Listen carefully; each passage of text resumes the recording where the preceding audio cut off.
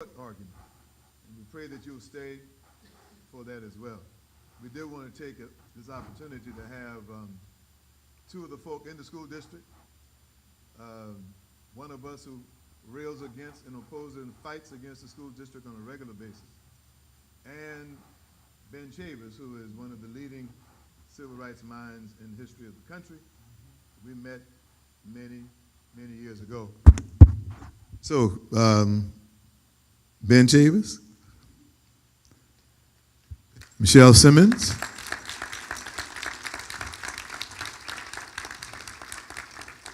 trouble known as Peanut, Henry Darby,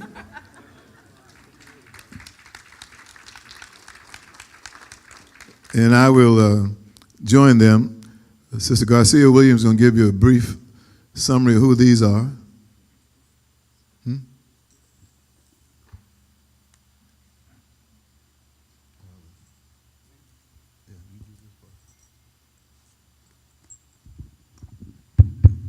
So I have the distinct pleasure of introducing to some and presenting to others.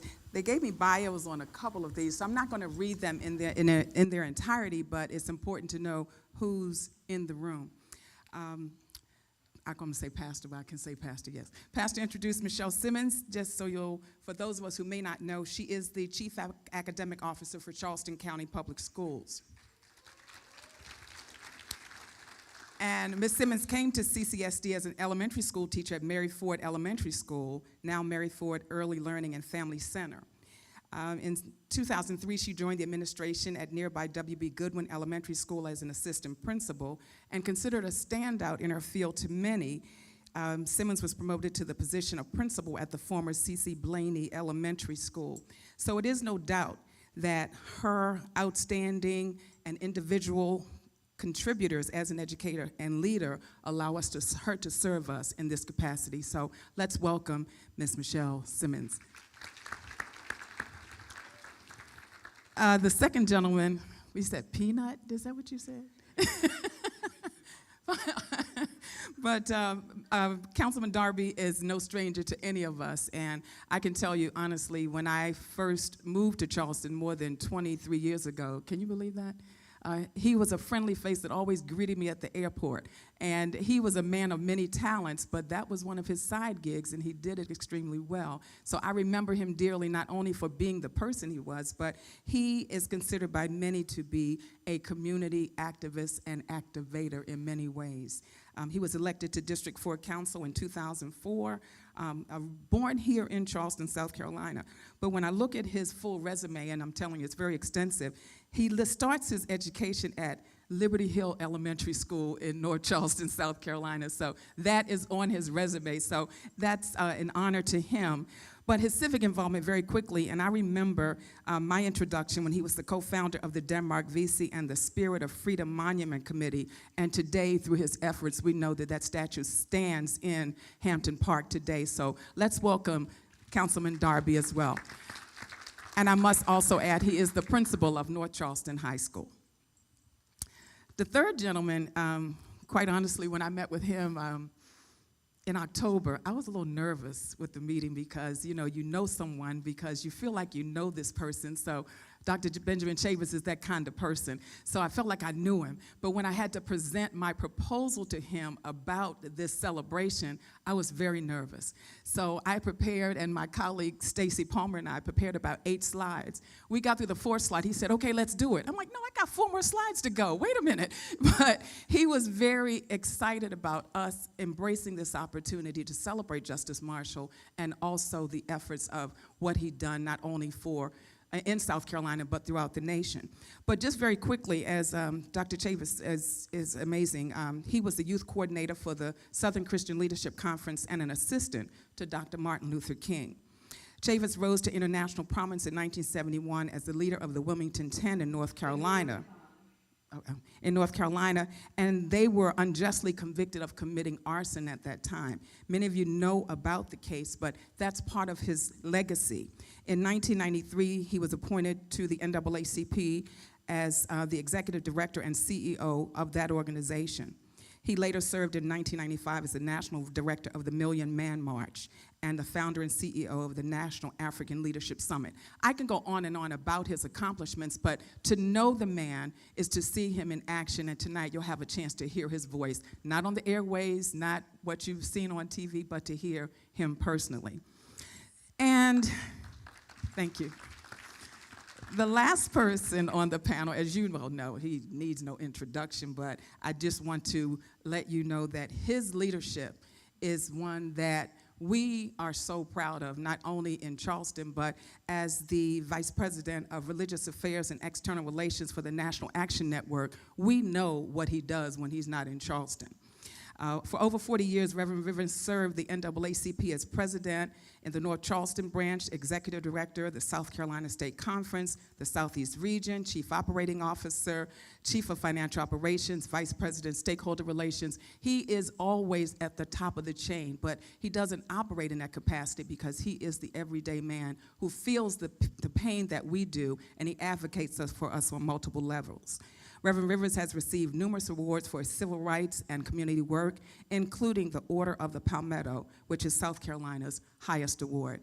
It is my pleasure to welcome and introduce these individuals because you will hear a lot from them today. So let's give our panelists a welcome and a round of applause.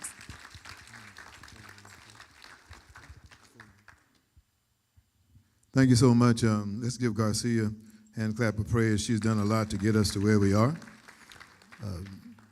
I'm going to start with my right and go down with these questions. I sent them to you, but let me give them to you so you know I didn't switch them on you. You know, folk give you questions and switch. Also, we have several guests and visitors. Want to lift up again for those who didn't meet them at first. We have a group who've come down from Summerton, South Carolina. They're part of the BRIGGS descendants and the Pearson descendants. Wave your hand, let them know who's come a long way. We are so glad you came down. Brother Willie Briggs has the name of the family, the Pearsons, and the list goes on and on. We also have the superintendent of Charleston County School District is in the house, Anita Huggins. Give her a hand clap of praise.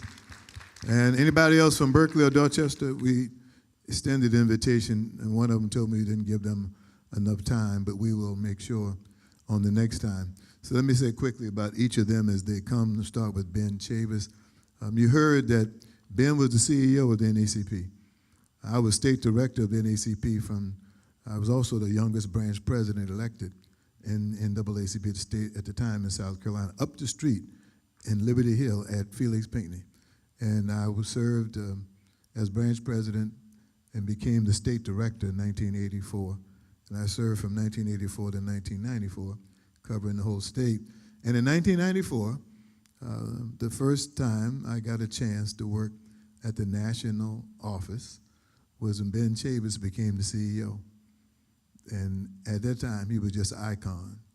If you're in the civil rights movement, you looked up to Ben Chavis, Reverend Hooks, Jesse Jackson, Hosea Williams, Septima Clark. These are the folk, but he was in that number. And we met, and life is about intersections. And out of the blue one day, Ben Chavis had the attorney call me to ask me would I consider becoming the regional director of the NACP, which is the largest region in the NAACP. It was a dumb question, but because the answer was yes, I would have cussed, but he couldn't hear me. I want you to know this one very important fact. Ben Chavis had the most diverse collection of African-American leadership I've ever seen under one roof when he was NACP CEO. In that room was Betty Shabazz, the widow of Malcolm X, Dr. John Henry Clark, one of the esteemed historians, Conrad Worrell, a national African-American Pan-Africanist, Minister Louis Farrakhan, Dorothy Gilliam of the Washington Post, Alvin Poussaint, our noted psychologist, Jesse Jackson and Al Sharpton, all in the same room at the same time. And they met for 2 days. And I've never seen anything like it since.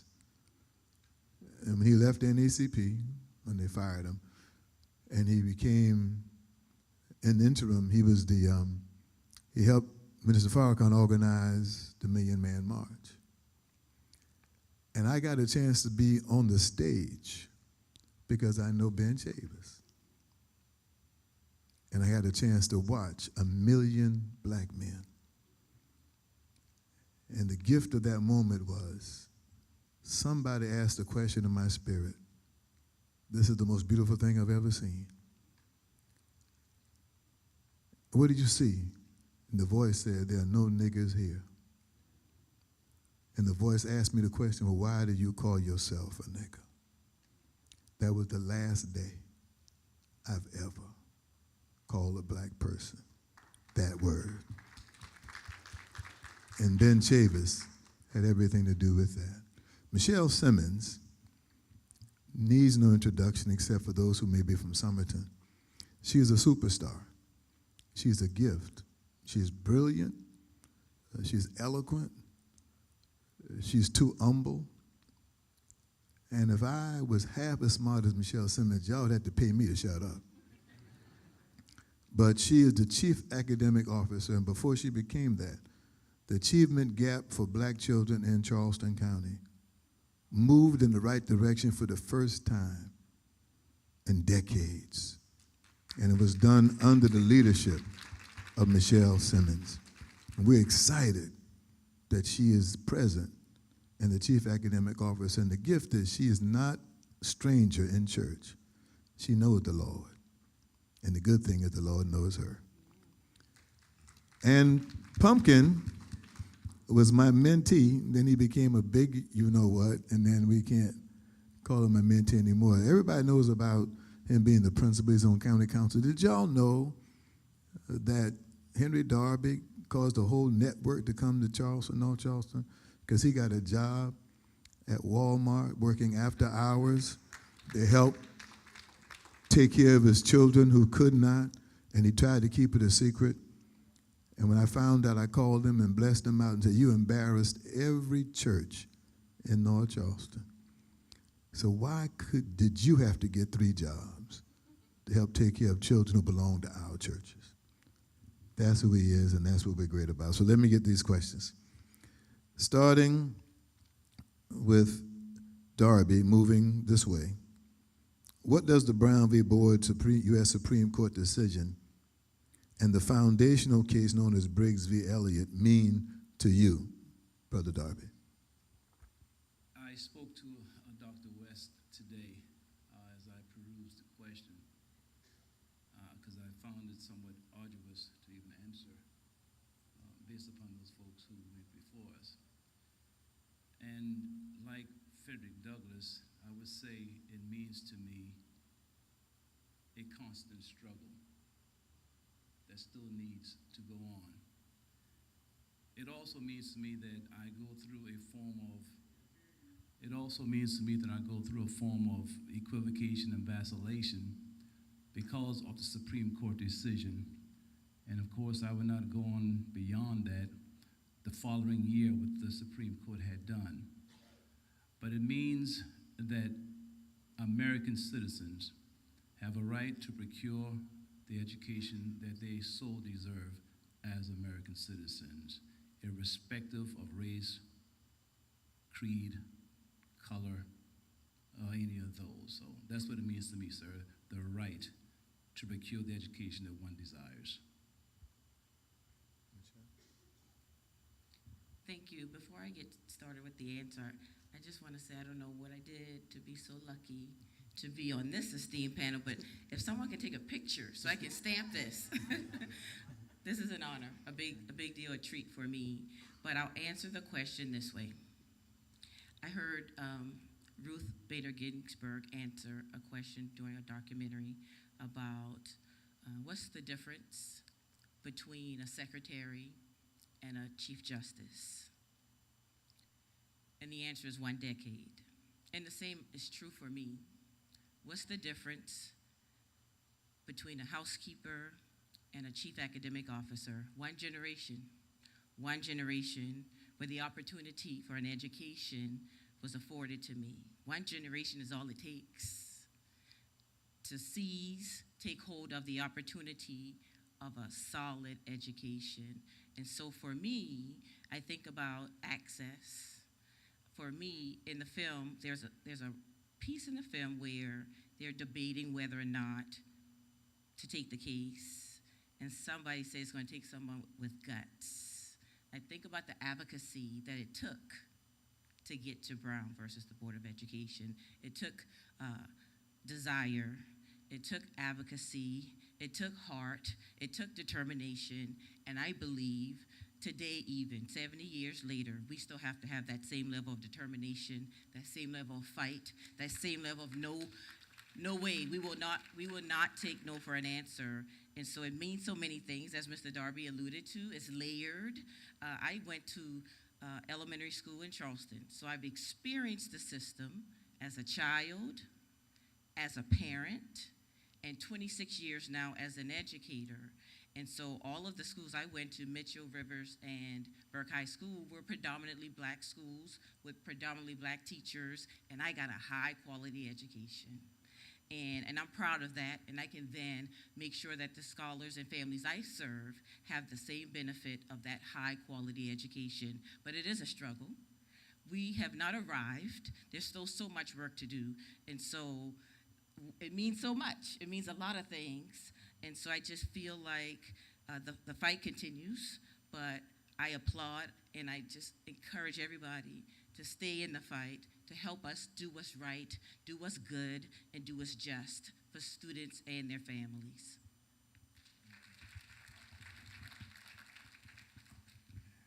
Thank you very much. I first want to thank Reverend Rivers and GARCIA Williams and all those who helped organize tonight.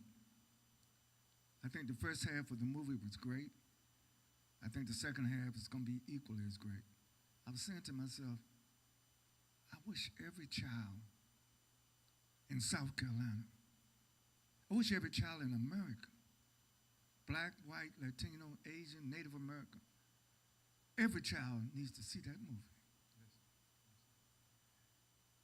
Because this movie is just not history. It is also the present.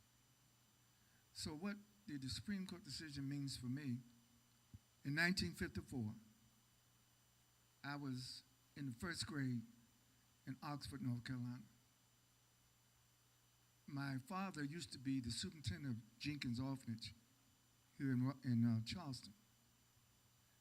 And so my mother and father and my older two sisters actually spent a lot of time here in Charleston at the Jenkins Orphanage. So by the time I was born in 1948, my family moved to Oxford, North Carolina, and my mother and father was teaching at another orphanage, the North Carolina Colored Orphanage. So from the first grade to the seventh grade, I went to school with black orphans because my parents were teachers there.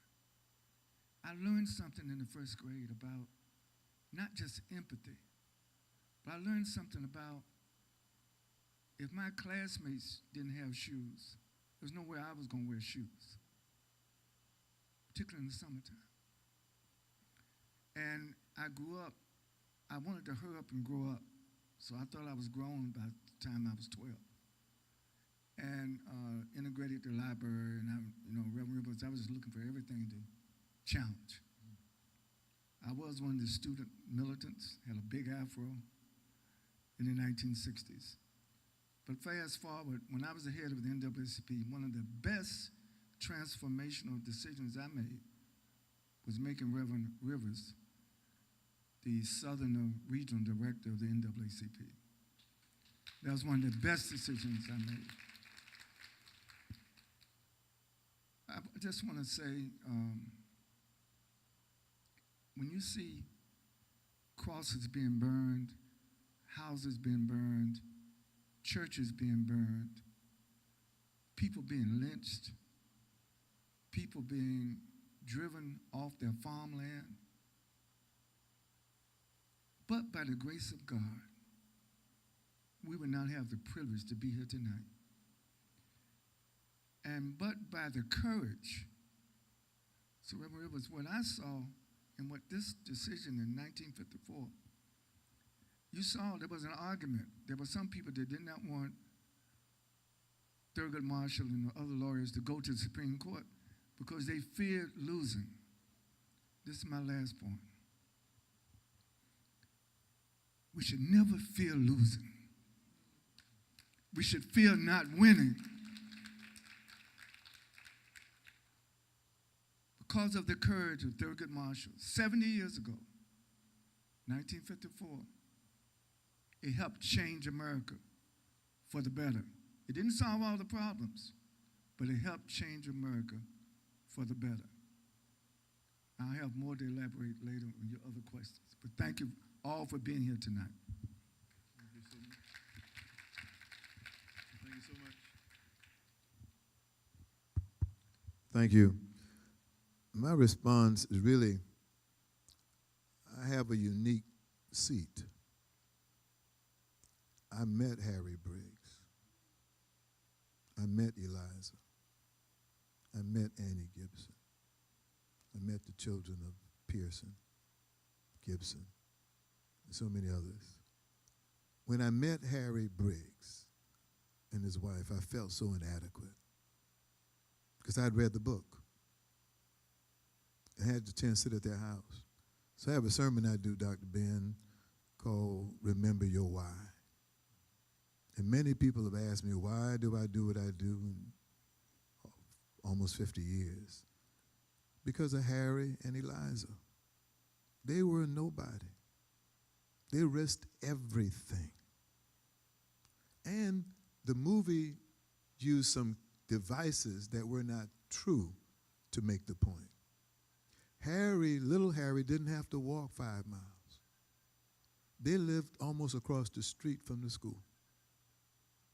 So Mr. Harry had no reason to do it other than to help other people's children. He lost his job. His wife got fired. They became immigrants. They had to go to Florida, then New York, then New Jersey. Were gone for 20 years. I met them right after they came back. And I promised God and that family, until the last day I breathe, nobody will treat black children like that without a fight. They're never going to get away with it. So for me, the why was, and what I learned, is that my beautiful, brilliant people have done more with less than any people in the recorded history of the United States. Nobody. And I end with this. I teach my people all the time. Not every seat at the table is equal. Some seats cost more. Some folk were born in the seat and didn't do anything except get born. Other folk had to pay thousands of dollars, rivers of blood, and years of being discriminated against. So when I sit at the table, I don't care what the other folks say. I know one thing for sure. My seat costs no less, but it sure costs more than everybody else sitting at the table. Because they paid a price. Your children have no clue, because you won't let them know that every seat at the table was paid for before you sat down. And these folk, they paid for the seat. So why do I fight? It's because I'll be doggone if you're going to treat another one of my children like they treated them black children back in 1954. And every ounce of energy I got is to make sure I don't care who you are. If you're against my children, you're against me. That's what that meant to me. So the next one, and then we'll go into the next part of the movie. What lessons have you learned from the years after Briggs and Brown? It's important to know that without the Briggs case, there would be no Brown. Where did Kenneth Clark do his experiment? Somerton. Where was the case argued? The four corners of law. Who was the man that gave the Supreme Court the method? Judge Waring. Where was he from? He was a blue blood from Charleston, connected to the Evening Post. The Waring family owned that paper. And he was run out of town. And at his funeral, the only white people there were, I think, 2 members of his family. Everybody else at his funeral was black.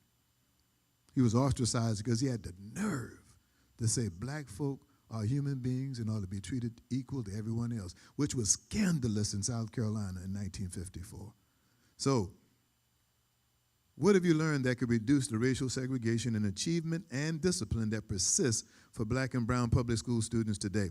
Let's be clear. In Charleston County, in Berkeley County, and in Dorchester County, the gap between discipline for black children and other children is significant.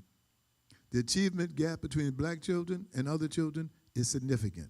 What have we learned since Brown that could help us close those gaps? If I may, if you allow me to back up just a little bit, Dr. Rivers has been on this field for a number of years, since I think it was 16, correct, sir? When we met at the Liberty Hill Community Center, and I think it was the young NAACPers, which we were a member of, and I never thought that he would have reached the height that he has reached. And for so many things, you know, we talking about the first black mayor of the city of North Charleston. We talk about the first council person on Charleston County Council. We talk about the first black state representative from here. They don't know, but they all owe a debt to Nelson Rivers III. That's just a fact. He has been all over this county, this state, and this nation to assist in doing what is right. And I often say, we as African Americans, we wait until our heroes are dead before we give them credit. If anybody should have a monument in his honor in the state of South Carolina, it should be Nelson B. Rivers III. Now, saying all that, this may somewhat be an oxymoron of sorts, but I don't like Reverend Rivers. Now, I'm going to tell you why. He has heard this before. Prior to 2017, I didn't have any gray in my head. I didn't have any of this right here. He came to me in the in the field in Liberty Hill there, and said that the road has been paved for you. To do what? You're going to be the principal of North Charleston High School. I said, man, get out of here. I'm not taking that job, not me, because I knew how tough it was. So this grade that I have, sir, it comes from you and all the stress I've gone through all these years in North Charleston High School. But to answer the question, and if you see me writing, is because I suffer from short-term memory loss, and thank God that I'm still alive today. Because when I was hit by that car, I thought I was gone.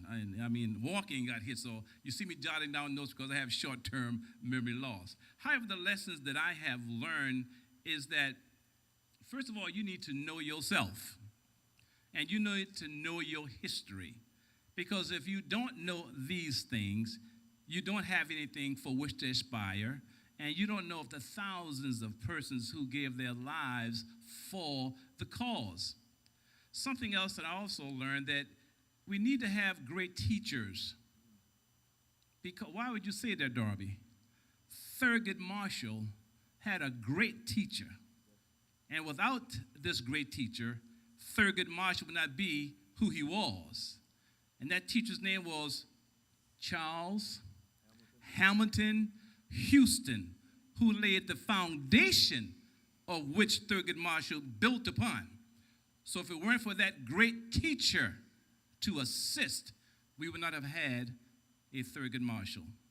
Another thing is, what I've learned is that when we get into these positions, particularly as African Americans, you have to and need to correct the wrongs. Because too often when we get in these positions, we become the oppressor of the group from which we came from. And that's a sad commentary when you're going to do something of that nature. And once you have corrected the wrongs, then you make sure that everyone else is treated fairly because a number of African Americans on these boards, on these county councils and city councils, things would go right if they were to stand up and do the right thing. Winston Churchill once said, if you are going through, I'll say this direct quote, if you're going through hell, keep going. Because one day you're just going to walk out. So Thurgood Marshall and so many others are saying, keep going. Keep having courage. And those are the things that we must do. And let me speak of a former superintendent, and perhaps the most courageous that I had ever seen. Her name was Dr. Postlewaite. And she saw a problem in Charleston County dealing with segregation. There was Buse Academy, which had just a few black kids. And Dr. Postlewaite simply wanted to add about 10 more seats for African Americans. And there was such a backlash. And what she taught was, what I loved about it is that she had the courage. And that's what I admire, and that's what the lesson I'm going to learn from Brown versus Board and Briggs versus Elliott is to have that courage to do the right thing, because it's always right to do the right thing. Don't want to be too verbose, but I think that's about it. Thank you, Mr. Darby. So I'll extend a bit what Mr. Darby spoke about. And so we've learned a lot. We've learned a lot in the time I've been in the district, for sure. So we've had a lot of studies. Maybe 2018, we had a Clemson diversity study that spoke to some of the issues and disparities in the district. I remember a few years ago, the Post and Curry did a minimally adequate series on schools in South Carolina, really, and called out some glaring inadequacies. I want to say Avery Research did a study, but we know the issues. And you're right, there's persistent achievement gaps that exist between groups of children in Charleston and across the nation. One of the things that was noted in that Clemson study is that we were called out. And here's the truth of it. We were called out for, in essence, running two parallel systems for white children and black children. They called us out on that. And one of the things they recommended was to redistrict, rezone, refashion our systems. And so I was a part of that team that restructured Buse Academy. Also at West Ashley, we had two middle schools, West Ashley. One was predominantly white, one was predominantly black, and during that mission critical time, we made changes there. But I think that's what it's going to take. I think it's going to take hard decisions about how we situate our schools, because the truth is, diverse schools are successful schools. And so we still have really segregated schools in Charleston County by virtue of demographics, by virtue of constituent areas, because we are the only district in the entire nation with constituent districts. And so that's hard. That's hard. That's structural change. That's systemic change. That's what it's going to take, I think, to make long-term, sustained change. And so tonight, before we got here, the team from CCSD went to North Charleston City Council to address some of the disparities in North Charleston. One of the items that was on the agenda to discuss was this weighted student formula that we're attempting to do for the first time in CCSD, first time in South Carolina. That's going to be seismic. That's going to be, I think it'll make long-term impacts if we can get it right, if we can make sure that we not only fund, but we fund with high quality. Mr. Darby again was right, speaking about the quality of the teachers, the quality of the adults standing in front of children. And so I think it's complex, and it's going to take a lot of heart, a lot of effort, a lot of determination, despite leadership, because leadership changes from time to time. Superintendent Huggins is bringing this forward, and I hope that it will sustain my leadership, her leadership, and everybody else who's involved, because we can make progress, but it isn't until we do the systemic, structural work that will get us closer and closer to the goal, which is more students making progress, more students scoring proficient and advanced on these state tests, more students able to compete with scholars across the nation. And so I believe structural and systemic change is necessary and needed for us to see long-term impact.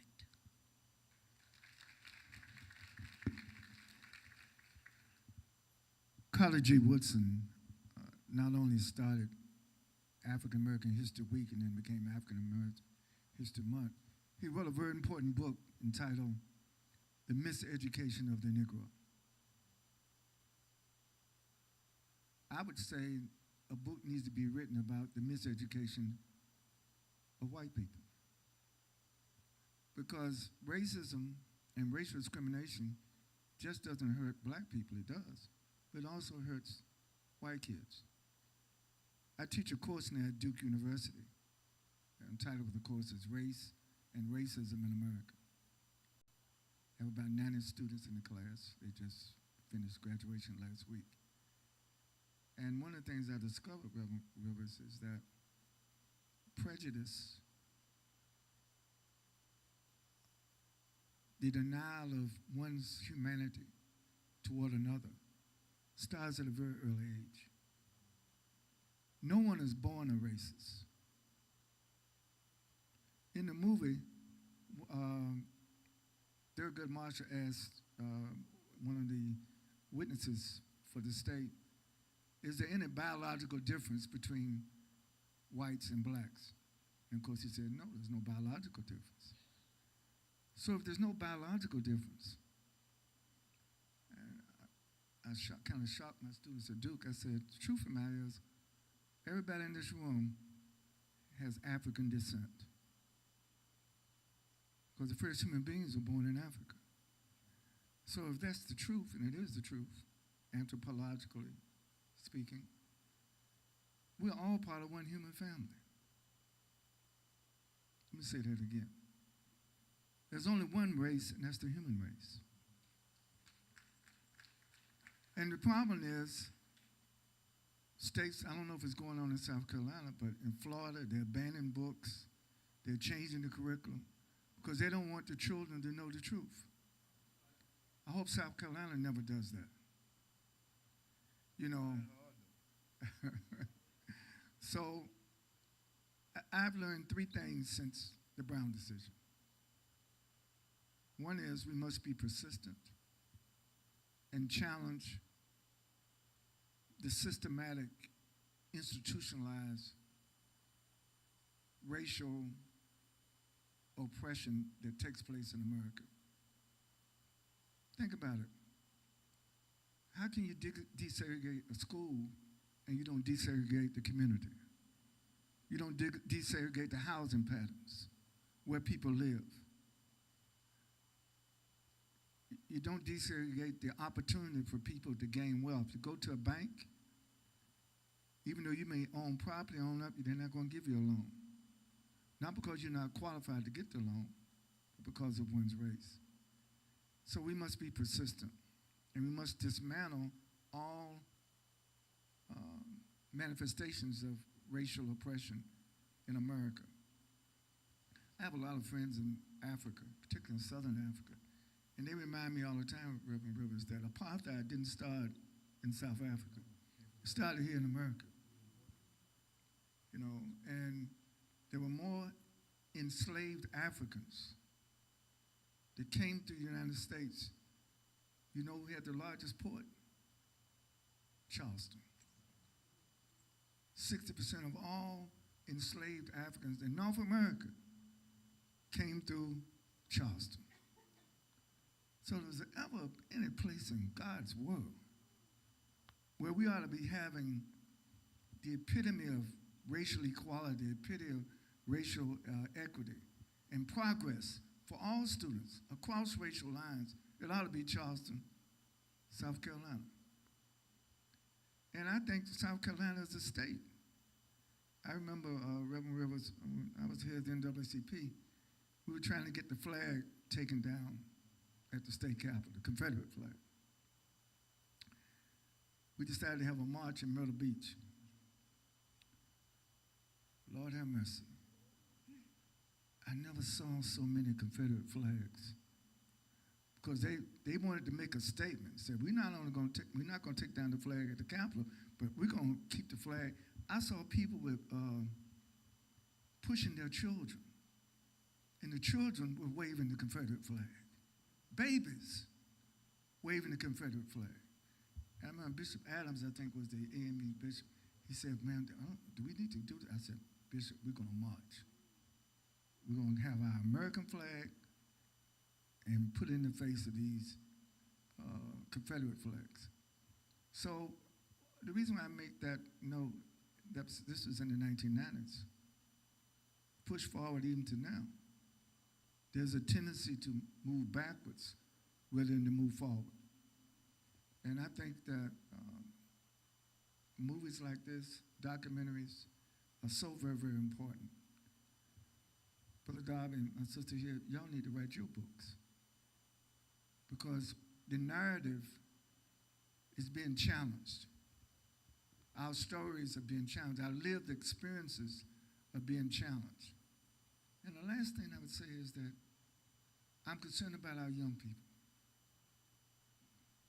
We cannot afford to allow young people not know our history.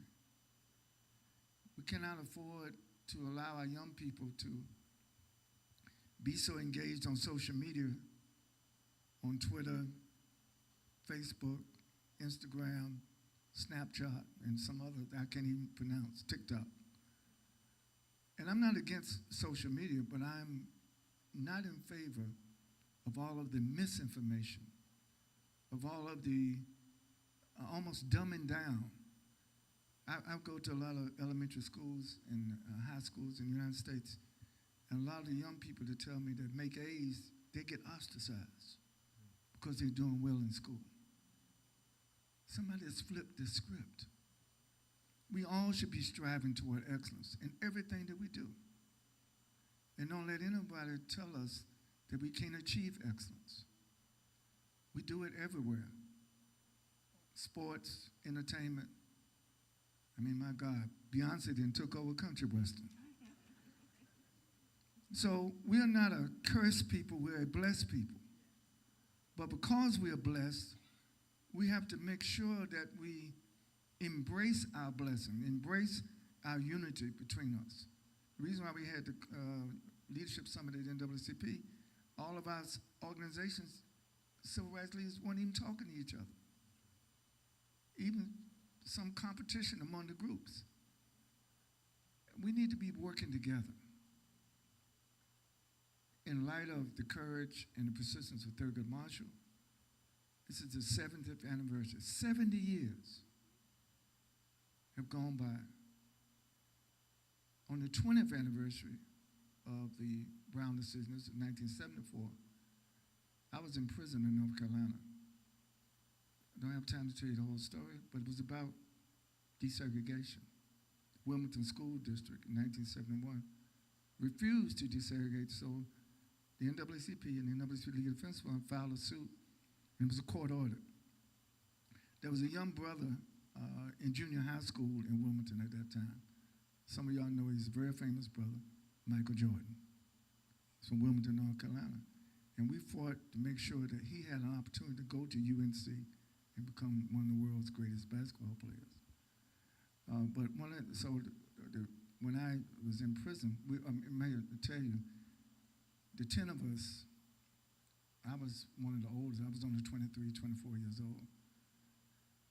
8 of them were high school students. They sentenced the 10 of us to 282 years in prison.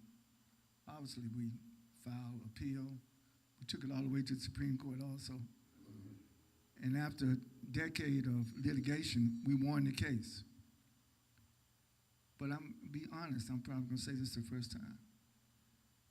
There were many people, because we were facing all that time, said, well, y'all should just plead guilty. You get less time. I said, there's no way in the world we're going to plead guilty for something that we did not do. And we persisted. Because I used to think about what Thurgood Marshall and all people before me went through, it's like a relay race. We can't drop the baton. We can't act like we don't have a legacy and a tradition to continue. Not only in South Carolina, but all over the United States of America, and particularly other parts of the world. I've come tonight as an optimist, Reverend Rivers, not as a pessimist. I think in spite of some of the disparities that are obvious in the school system, disparities in the healthcare system, disparities in the environment, and a whole long list of disparities. But those disparities have not taken away our blessing from God. We just got to realize it and affirm it and hold on to it and keep pushing forward. And don't let anything or anybody ever break our spirit or break our unity or break our self-determination. We'll conclude and then go back to the second part of the movie. My answer is succinct. In the words of Sophie, I got to fight my whole life. When Darby mentioned the superintendent of Postlethwaite, he didn't have the full context. I opposed her getting the job. When she got the job, that made her the person who could make change. I sat in her office and gave her a copy of the 1834 law. The 1834 law made it illegal in South Carolina to teach black people to read. If you taught a black person to read, if you were white, they charge you $50. If you were black, they give you 50 lashes and $50. That was the law. Every superintendent, including this one, who got that seat, I asked the same question. Which side of the law are you on? You're either on the side that says it's wrong to deny anybody anything because of what their race is, or you support the status quo. For me, in '54, the U.S. Supreme Court told South Carolina, you cannot do that. You know when it finally happened? 1963. You know why? Because you can't make South Carolina do anything voluntarily. Nothing has been done in our state right without somebody deciding, I'm going to fight you until you do right. It doesn't matter which county, doesn't matter which school district. My experience has never been different. Nobody has ever done anything in leadership for South Carolina in terms of treating my children right without somebody from the community confronting them. What I've learned, you can't win by just saying, treat me better. You got to be willing to fight those who treat you wrong until either make them do right or you die. That's what I learned. And Harry Briggs and Eliza Briggs, Levi Pearson, all those folk taught me this. If they didn't fight, we wouldn't be here. Nobody woke up one morning, you know what? I'm going to treat black folk better. That didn't happen. What happened is black folk woke up and said, I'm going to make you treat me better. That's my lesson. Back to the movie. You got your third question, brother? The third, no, we're going to do it afterwards. Oh, that's afterwards. Okay. Yes, sir. May I say something? Try to, please, sir? Yes, sir. 3 minutes. Just a short lesson. Do you not know that in 1875, that African Americans were afforded all the rights and privileges as all other citizens? Did you not know that? In 1875, African Americans had all the rights and privileges as everyone else because of the Civil Rights Act of 1875. But then in 1883, the Supreme Court said that that's now unconstitutional. So there was a backlash in that. So that's all I want to mention, sir. We do have some snacks next door for those who feel yourself famished. We're going to start the movie. You can go out that back door and go across if you need to. Otherwise, sitting here, if you got to use the rooms of rest, there's on my right, women and the family. To my left, men, and come right back in. But we're going to start the movie now because there's no victory until you touch down.